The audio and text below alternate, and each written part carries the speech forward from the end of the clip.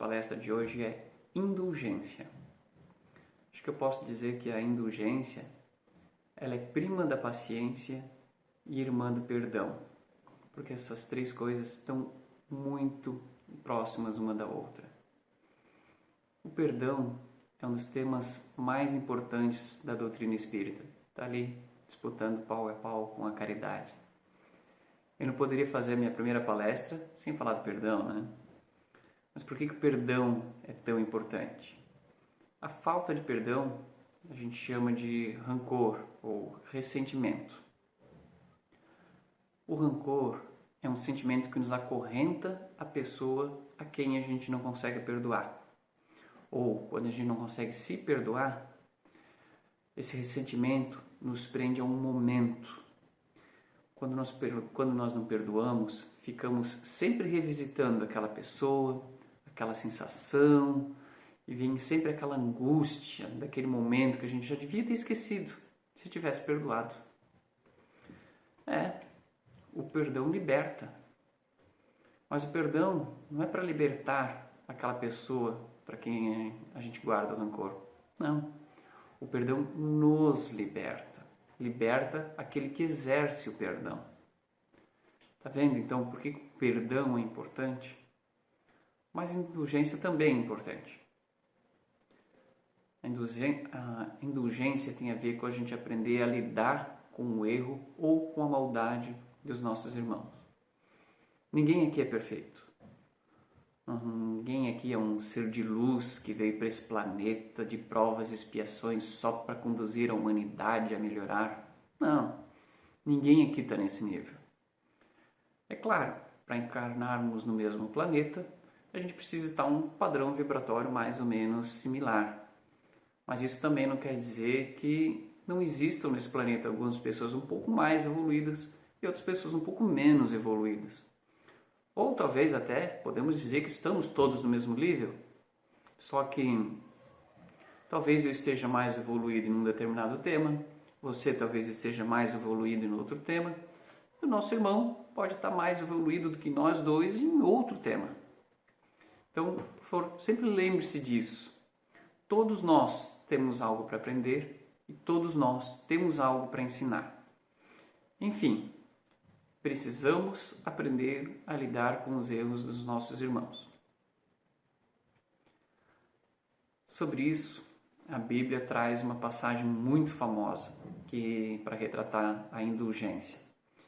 E eu tenho certeza que para fazer vocês lembrar dessa história, basta falar uma frase. Atire a primeira pedra aquele que estiver isento de pecado. Hoje ninguém mais apedreja as pessoas condenadas de adultério. Pelo menos não apedrejamento físico, né? Mas as pessoas ainda sofrem muito com o julgamento. Até mesmo por situações mais banais do que o adultério.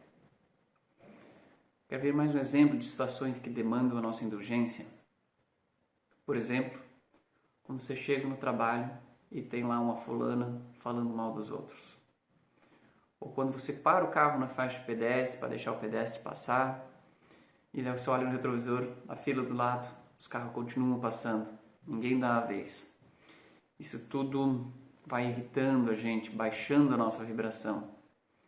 Nós passamos por isso todos os dias, por uma infinidade de momentos como esses que testam a nossa paciência. Mas a gente não pode deixar baixar a vibração. Isso estraga o nosso dia. Ou porque a gente se deixou levar naquele momento, ou até mesmo porque a gente abre porta para receber influências de fora.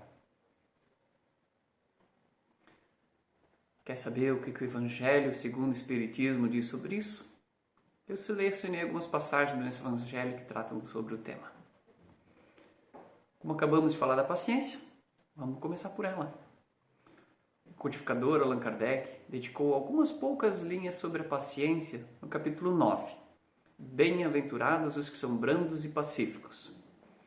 Bem resumidamente, ele nos deixou a instrução de que paciência também é uma caridade, que é muito mais penosa e, portanto, dá muito mais mérito do que uma simples esmola.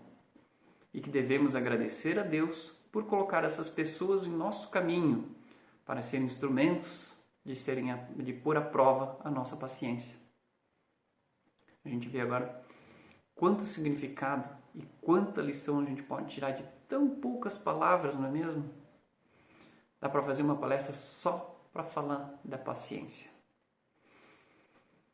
Os outros trechos que eu selecionei, eles estão todos no capítulo 10. Bem-aventurados os que são misericordiosos.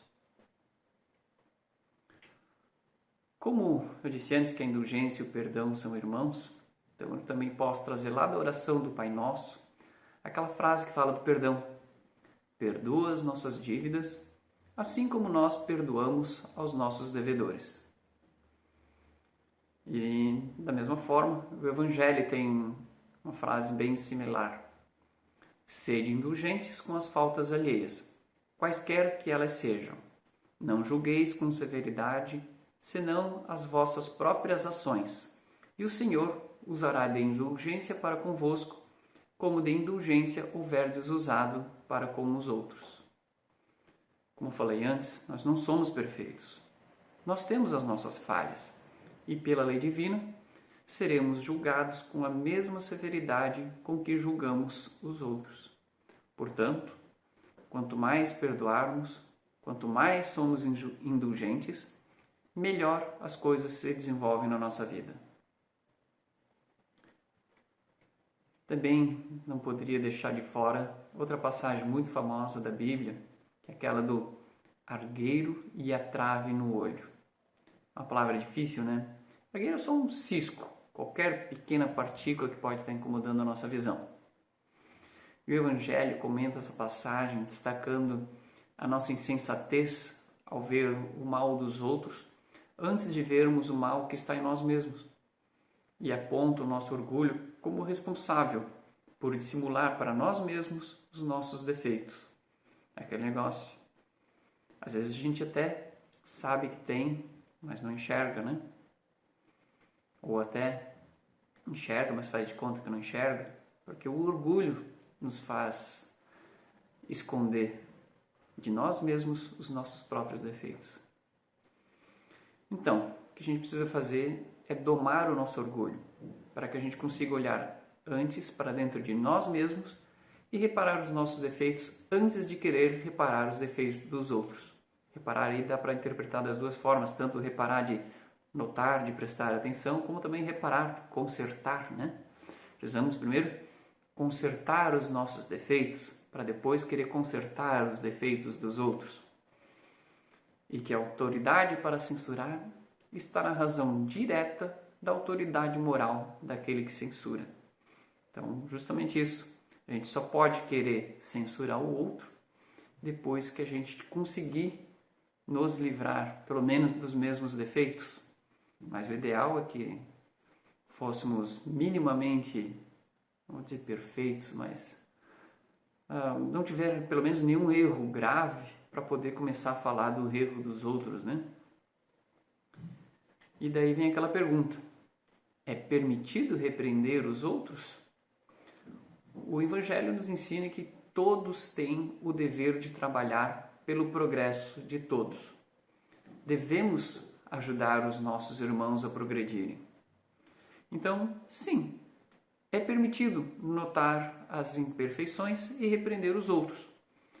Mas essa repreensão tem que ter como único propósito expurgar o mal do mundo e ajudar o irmão no seu progresso. Deve-se tomar o cuidado, então, para não ofender e não diminuir o nosso irmão. Porque no primeiro caso, a gente está em uma caridade, a gente está querendo ajudar ele a progredir. Já se a gente ofende ou diminui, nós temos uma maldade. E a linha que divide esses dois, a caridade e a maldade, nesse caso, ela é muito fina. É muito fácil errar a dose. Portanto, se for para tentar repreender, censurar, orientar um irmão que esteja errando, faça isso com muito cuidado. E sempre que possível, a sós, para que não pareça que você está tentando diminuir a moral dele diante dos outros, certo? Então aí já vem a outra pergunta: e divulgar o mal dos outros? Pode? Bom, se as imperfeições desse nosso irmão só prejudicam a ele mesmo, não tem utilidade nenhuma divulgar. Mas se causa prejuízo a terceiros, então desmascarar a hipocrisia e a mentira pode constituir sim um dever, pois mais vale caia um homem do que virem muitos a serem suas vítimas.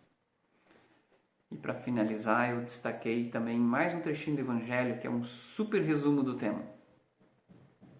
A indulgência jamais se ocupa com os maus atos de outrem, a menos que seja para prestar um serviço. Mas, mesmo neste caso, tenham cuidado de os atenuar tanto quanto possível. Não faz observações chocantes, não tem nos lábios censuras, apenas conselhos e as mais das vezes velados. Então pode ver, se for voltar ao vídeo depois, repetir essa frase, vai ver que cada uma dessas coisinhas é um resumo de tudo que a gente falou antes. Então vamos recapitular o que a gente aprendeu hoje.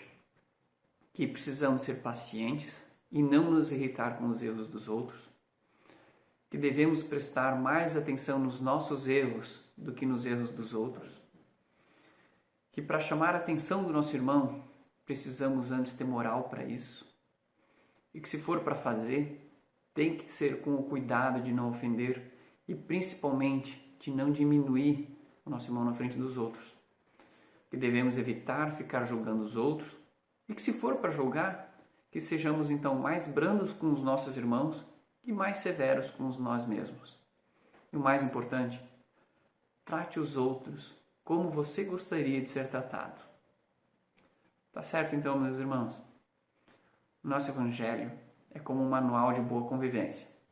Sempre que temos dúvidas de como proceder em relação a alguma situação, aquele paradoxo da nossa vida cotidiana, consulte o Evangelho.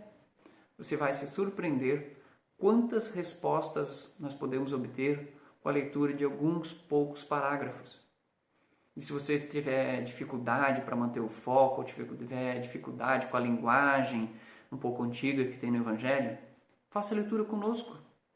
Todas as terças-feiras, às 20 horas e 30 minutos, a gente faz o Evangelho no Lar por videoconferência. Nós selecionamos um trecho, fazemos a leitura e depois os participantes comentam o que entenderam da leitura. E é muito legal, porque às vezes o mesmo trecho pode trazer 2, 3 interpretações diferentes e a gente vai conversando e vê que todas elas são válidas. E é muito legal. Vale a pena. Participe.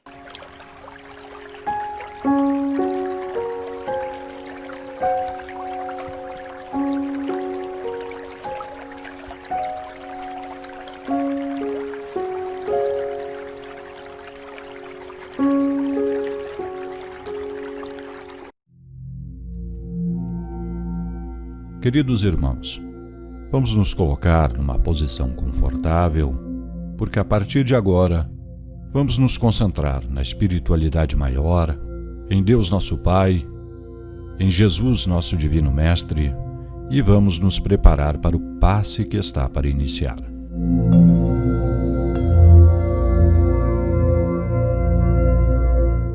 Pai nosso, nos reunimos aqui, encarnados e desencarnados, sentindo a presença de cada irmão que está no outro lado em seu aparelho eletrônico, com o desejo fervoroso de servir ao próximo. Estamos de coração aberto e desejamos irradiar amor para todos os que aqui chegarem à procura do amparo e conforto espiritual. Cada um de nós tem sempre alguém muito querido, a quem desejamos proteção e felicidade, e que, ao ser recordado, nos enche de luz o coração. Não menos importante é lembrar de cada família que vela-se em isolamento, aspirando à proteção física e mental nesta época de pandemia. Que essa mesma luz de amor ganhe agora vigor com a tua assistência e com a assistência de nossos irmãos da espiritualidade maior. Que cada um de nós possa se tornar um foco de amor a irradiar em todas as direções e, através de cada aparelho eletrônico, fazendo vibrar a sua amorosidade em todos aqueles que pousarmos agora as nossas mãos.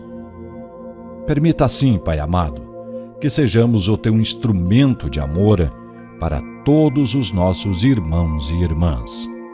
Que assim seja.